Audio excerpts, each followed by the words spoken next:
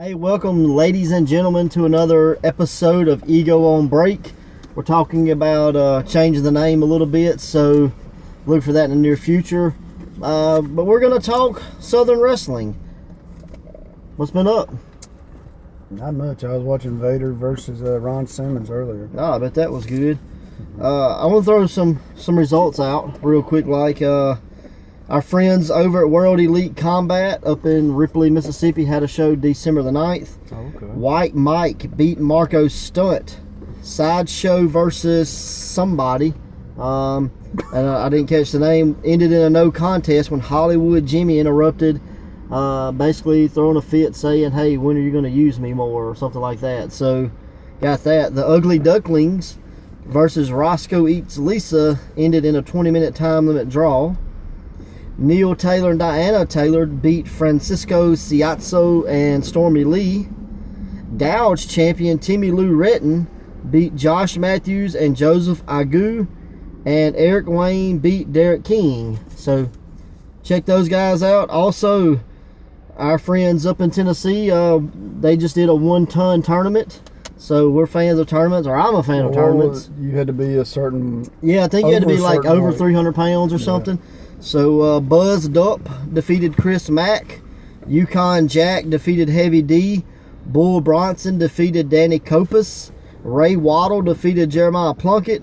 Buzz defeated Yukon in the second round. Bull defeated Waddle in the second round. And then Bull Bronson defeated Buzz Dupp to win the first 1-ton tournament. So, congrats goes out to Bull and those guys that were, behind putting that together. If there's any video of that, I want to go look at it. Yeah, I think it'd be different. Again, we're Taco Belling it today, so... I'm just curious. Bigger guys and doing a tournament style, Yeah, just depending on... How much wind was left at the end is my if they could still... If the last match was as good as the first match? Exactly, yeah. I got you. So that's that. If you got some results, want to send them to us, we'll read them over our video cast, I guess, to see us. Mm-hmm. So, check out World Elite Combat, Pro Wrestling Ego, as always. Who had the 1-ton tournament, did he tell you? I don't know what promotion. I think Jeremiah Plunkett was, if not the guy that put it together, a big proponent of trying to make it happen. And trying to at least help out doing it. So, if you're not a fan of Jeremiah Plunkett, man, you're missing out for sure. Yeah, go look him up. Matter of fact, he got some great stuff. Let's jump ahead a little bit and let's highlight Jeremiah Plunkett. Okay. What's your favorite Plunkett match, memory, whatever? Actually, from the Southern 8. What, 2 years ago? 3 years ago?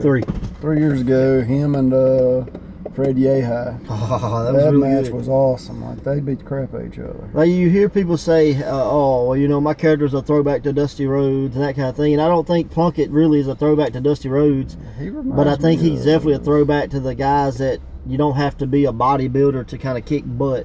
So, I'd say Dick Murdoch. That's who he reminds me of. Yeah, Murdoch's would be a good one, yeah absolutely. He has the body shape, the fighting check out style. Plunkett for sure. Yeah. I saw Plunkett, and I don't remember who it was or who he was fighting or anything like that, but he had a guy down on the mat and folded his legs up and put the guy's shirt over his foot, so the guy's kind of submitting himself. So I was like, that's pretty creative. So that's one of my favorite things about Plunkett. Yeah, it is. So get on YouTube, Jeremiah Plunkett highlight video. It's really good. I'm trying to remember. He fought the Japanese champion that was the NWA champion, and I can't remember his name for the life of me. I know it, but I don't. But it was at Saul. Right. If you look up Jeremiah Plunkett and Saul, you'll find it. Yeah. But it is a awesome. It was for the NWA match. World Heavyweight Championship, right? Yeah. It was. And, so I know he told me there was a lot of controversy around him getting that shot. Right. But, said that Tracy Smothers was one of the guys that kind of backed him up and like, hey, this guy's worked his butt off, so shut up. Quit trying to crap on him. And Tracy's in his corner in the match too. So it's cool. Really good. It's really cool. Good. Let's talk Southern Wrestling, since that's what we're gonna do. Consensus here lately. Talk Southern Wrestling tag teams. I just go ahead and throw some names out, and we'll talk about them. It could go from, the only one back in the day to current day. I saw around when I was younger really was the Midnight Express and Rock and Roll Express. Yeah. And I guess you'd say Bad Street USA. Yeah, with the Freebirds. Yeah. But they wrestled in the area. You know, I saw Right, them. I actually right. got to see them. You got to see, I don't know if you got to see it, but you had the Bruise Brothers. I know they were big, the Fantastics, the Fabulous Ones, all those guys. That's somebody like, I know we've done something with Pork Chop Cash, who was part of the Bruise Brothers in Memphis one time before, and it never really made it anywhere. Maybe we could catch him sometimes and get him maybe in the back seat talking right here in the corner. Yeah. Step into our studio. He was it the Fabulous Ones he was having the big feud with? I think so. The music video Yeah, so bad it's out there. Yeah, check out Bruise Brothers. I think it's like Bruise Brothers Dies or something. They're reborn into something else or whatever. And they come back with a briefcase. Yeah, the briefcase, and they did, what was it, Shark Dress Man? Is that they're video? coming out to because that was the Fabulous Ones music. Okay. So they're doing, like a vignette. Yeah, it was really cool though. I remember They're watching actually online. with Cornette. Were they with Cornette? Uh-huh. I thought they were with Jimmy Hart. No, it was Jimmy Hart. Jimmy Hart. Jimmy Hart. Yeah. Jim Cornette was the one I heard talking about the same Okay, thing. I got That's why I got confused. Because wasn't there two versions? It was, one was with Dream Machine Troy Graham. Mm-hmm. I think that was the original. Mm-hmm. But then I think he left, and they replaced it with Mad Dog, the Mad Dog something. I can't remember because I remember Pork Chop talking about him, and I just seen them live at a show we did at a fair, I think in Yazoo City. And it was the first time I saw guys come out and beat people down in flip-flops and not lose their flip-flops, because out comes the Bruise Brothers. They got the flip-flops on. They're just rocking and rolling. Matter of fact, I think it was Leading Edge. If it wasn't Leading Edge, I know it was Monty Warbucks and somebody else. Yeah. But I think it was Leading Edge, which is Monty Warbucks and Calvin Rose, another Southern tag team. Mad Dog never even lost his hat. Yeah, and didn't lose. They had hats, flip-flops, and they're kicking butt, man. I was like, you know you're old school and you can beat people up in flip-flops. You know, so. I can't walk in them much. Yeah, Beat no somebody doubt. else up in them. Fabulous Freebirds was really good. They went from, Texas to Carolinas and everywhere in between as far as the South, and I don't know how many people know it, but they were actually born right here in Mississippi. Not them personally, but the tag team was born here in Mississippi. Tupelo, wasn't it? No, it was in either Greenville or Jackson. Okay. It was the Culkin I always promotion. That one up there. And I think theirs was like International Wrestling Cartel or something like that, like the IWC or ICW or something like that. And but at that time, Terry Gordy was like 16 and he was the heavyweight champion. Yeah. And they brought Michael in. Big, he didn't look 16. Right, and they brought Michael in and kind of paired them together, and as they say, the rest is history. So super cool Mississippi fact. That's cool. Well, I'll tell you another one that, because I don't know what one of them's doing now. I know one still wrestles, but we saw him at Battlezone, but it was a New Orleans Fight Club. Yeah. And that's John Saxton and Kevin Northcutt. And then they also had, what was it? The third member, the one that got cut. What's his name? I bet I remember he got cut and I can't remember his name. Was it something, like his last name was just a letter? Something C? Joey C or? May have been. Joey C? Does that make sense? I just remember he got cut. Then I remember he got cut by later on. I think Steve Anthony became part of the New Orleans Fight Club. Too, but I think it always kind of revolved around John Saxton. It was John Saxton and Kevin Northcutt. And so that was really cool. I say a lot. Let's see. But I never did know what happened to Northcutt. He just kind of vanished. I think so. I mean, I heard somebody say maybe that he was either owned a bar or managed a bar or something like that in Texas or somewhere, or at least running the bar, or maybe he just was like a bouncer. I don't know. I don't know, but I had heard that he kind of got out of the wrestling game to do that. Okay, because the last time I seen him, he was TNA doing red shirt security as a tag team. Yeah, with Joey Legend and Ryan, big tall dude. Oh yeah, they tried to make him a monster and it didn't work. Right, I think he was like, I think he actually went to WWE Developmental in Deep South. I think they named him as like Titan or something like that.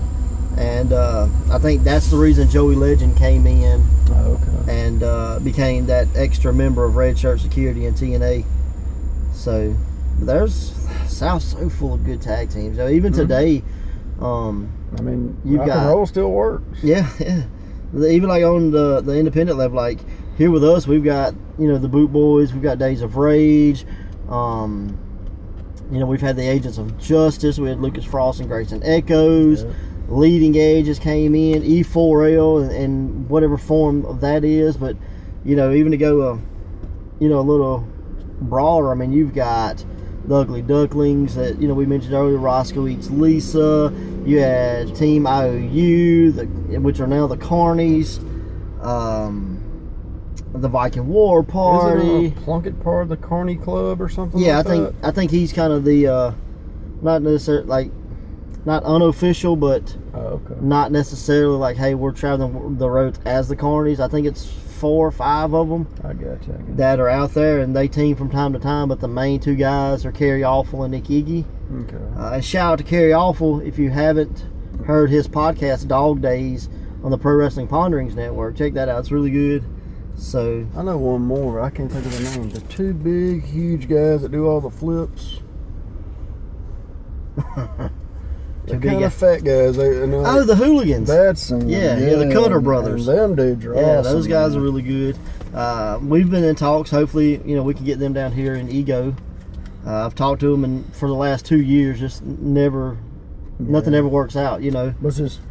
And another tag team that I guess they just got together, but they're called the Labyrinth, and it's Ox, Haney, and Minotaur. From, you got kind of the Florida Louisiana connection there with them, and they just debuted in Elite Championship Wrestling, where they faced Metal Riot Squad. I hope I said that right, but it's John Saxton and Ryan Ocean. So tag teams in the South are really picking up. Like, it's kind of coming back, you know. I guess it ever went anywhere, but you see more focus on it, you know.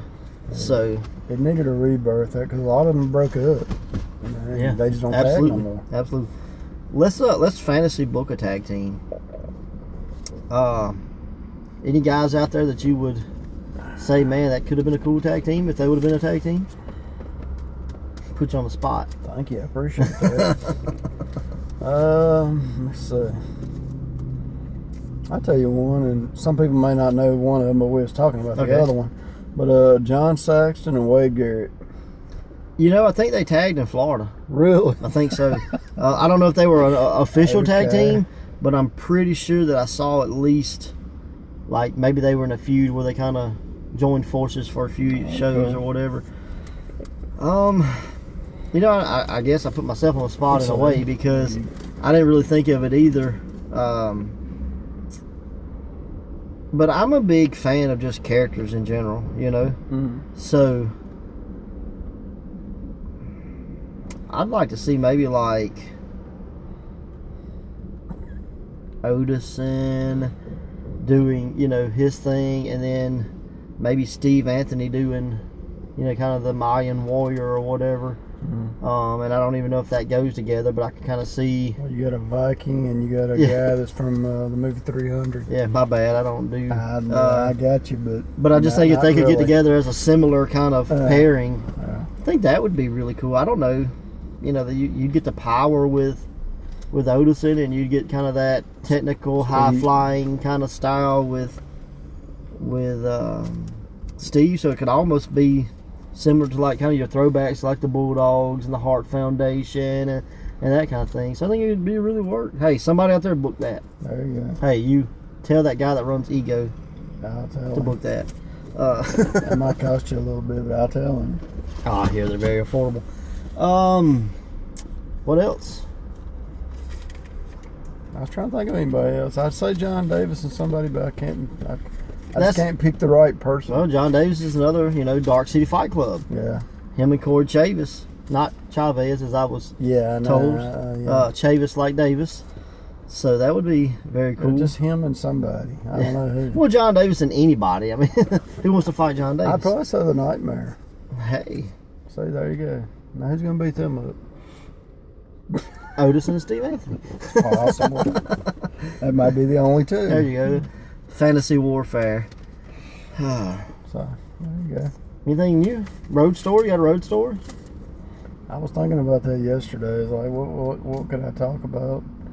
You ever see any animals on the side of the road in Mississippi? No, I've seen them in the road and on the road. Splattered? Well, I know you got a story. yeah, one of them was a bad story. I was coming home one night from a School of Hard Knocks show, and me and my roommate Daryl was we come upon traffic, and let's just say back in the day I couldn't afford a car insurance a whole lot, so I got really nervous that I was going to get like $1,000 ticket. Riding dirty? And yeah, I was dirty as hell right then, and we see blue lights up ahead. The car slowed down. I was like, well, it's a roadblock, we're screwed. And I was like, well, we're going to get impound the car and a hell of a walk to the house. As it turns out, it wasn't that. It was a cop waving everybody by. But off in the distance on this side, you could see an RV in a ditch. I was like, what the hell? And right as I get up, I bright lighted for just a second to see what it was. And there's blood all over the damn road. And there's half of a horse. So the RV evidently took out half of a horse and then took the ditch. That is... And that was one of the bloodiest things I've ever seen in my life. But there's a lot of blood in a horse. A lot. A whole lot. That is super crazy. It's super nasty, too.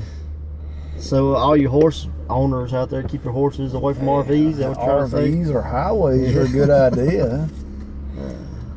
You reckon we could get a like RIP to the horse, kind of like the RIP to the gorilla? Like a one bell salute. Yeah. Bing! Yeah, there you go. That was a long time ago, but that was very, very nasty. I want to talk about a kind of a, I guess it would, I ain't want to say tradition or legacy or anything like that, but there was a promotion, at least in this area, that had a huge reputation, sometimes good, sometimes bad. We both got our start there with the NWA Battlezone. Yeah. Got a story about Battlezone? Let me think of one I can tell online and not get in trouble. Allegedly, stories happened there. Well, I'll let you tell one and I'll think and see if I can think of one, honestly. I think, I guess the thing I remember most about Battlezone was just how rowdy the crowds were. I remember this guy, I think the wrestlers called him Angola, but to the fans, he was Hurricane Kenny. And one night there was a wrestler, the Pharaoh of Funk. Yeah. He was this guy's, I ain't gonna say his favorite, but they rooted for him a lot. They bought his t-shirts, that kind of thing. And that night he decided he no longer wanted to go down that straight and narrow path. He wanted to give the dark side a try. And I can't remember if it was Brother Love or maybe one of his family members that he attacked or whatever. This guy loses his stuff. And to the point that he reaches over to his wife and rips her shirt off of her because it was a Pharaoh Funk shirt. So there she is, just standing there, with no shirt on. So the crowd was kind of crazy. So that's probably it was considered the ECW of the South. And I don't know if that's necessarily a good thing, but it just lets you know how rowdy that crowd was. I'm not going to say yeah, and I'm not going to say no on that, because they were known for violent matches. Right. Not necessarily, not saying they were the best matches, but neither was ECW, And a lot of their matches weren't as good as you remember them being if you go back and watch them. I'll give a story that doesn't really involve me, but I was there and I saw it. All right. And it was so screwed up. And there's tape of it, but it's not online. To me, it's a shame it's not online, because this guy went through some utter hell and pain. Ooh. But it was a guy named Armageddon. And he was fighting, what was his name? What did he look like? The guy, he did all the hardcore matches. Hardcore Johnny Morton? That's it, Johnny Morton. And Johnny Morton in the back told him, when you do this flame spot, because we don't have a table, take you a thimble or the top of the alcohol, pour it onto the chair. When you hit the flame, it'll go out because it's not very much liquid. Well, Armageddon being Armageddon, he doused the damn thing. He basically took this cup and emptied it onto it. Why don't you turn that cup up and show them? No, I'm not going to do that. No. I'd like to not look like I pee when I go to the library. But when he lights it up, it flamed. I've got that on tape, by the way. You were still in the crowd at that time, wasn't you? Yeah, I remember. And dude, he wore this garb. It was like a robe. Remember? Yeah, it's like almost like a polyester silk type shirt. If you ever seen the episode of Seinfeld where he's wearing the fluffy shirt, yeah, it looks like that kind. Well, the material it was made out of, it light flame a lot. Yeah.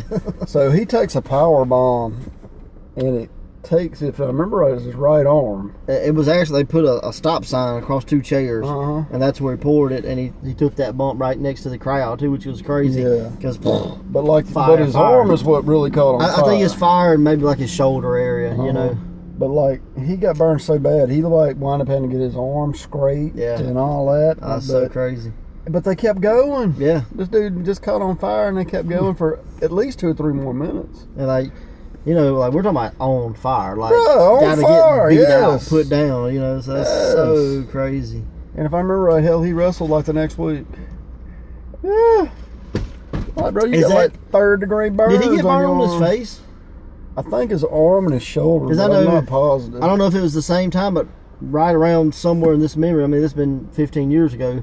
But I remember he came back with like half of like a Satan mask, kind of a devil mask. Found that in one. Okay, well I didn't know if maybe it like got burned on his head or something. I think that was part of the story that went with it, but like, I got you. I know his arm got burned really bad. Yeah. Like, because when he come back, like he was wrapped like a freaking mummy, and like he didn't have an option. Right, I remember the crazy thing. He had like the end tattooed across his chest, like that's super crazy. But, I mean, he flame on. I mean, it was bad, dude. That's probably the worst I've ever seen. You got any plugs? Same old. Same old. Shay Crosby on YouTube, Life in a Headlock on Facebook or YouTube. Who are you putting up on Life in a Headlock? I know you're going to do one. Right? I'm fixing to go do one when I leave here. I'm going to do Gavin Road. Let's do the lost episode. I want to see the lost episode. There's one episode that's lost. I'm going to do it last. That way nobody knows what's coming. It was lost but then found. I'm going to do Calvin Rose this week, and I'm going to do Steve Anthony next week. Okay, so a little spoiler for all the viewers at home. I want to promote Pro Wrestling Ego, of course, January 7th. Big ladder match at the Hideaway in Jackson, Mississippi. Champion Dark Fury goes head-to-head with the Juggernaut Joey Abel. What about the match that's going to be in Hattiesburg? And we're returning to Hattiesburg. Okay. Not debuting, but returning. And we're going to be at Brewski's January 28th. Any big match happening there that you know of? Let's just say there's going to be some returns to Pro Wrestling Ego. And you have to wait and see. Sweet. But the poster will be out, so I guess the poster will tell it all. But I'm not going to spoil it here. Let everybody chat online. So social media, just hashtag Pro Wrestling Ego to get you where you need to be. And 10 Questions of Doom, of course. Ego on Break. We're hunting a new name, I guess. Ego on Break's just not really standing out. And technically nobody else from Ego has jumped in the car. So no, that's true. Just us. But yeah, Headlock, Live in a Headlock, 10 Questions of Doom. This video cast, Pro Wrestling Ego, and send us some results. Send us something to talk about. And go like Pro Wrestling Ego on Facebook. Absolutely, yeah. All that good stuff. Like, follow, subscribe, all that. Favorite. Till next week. Later.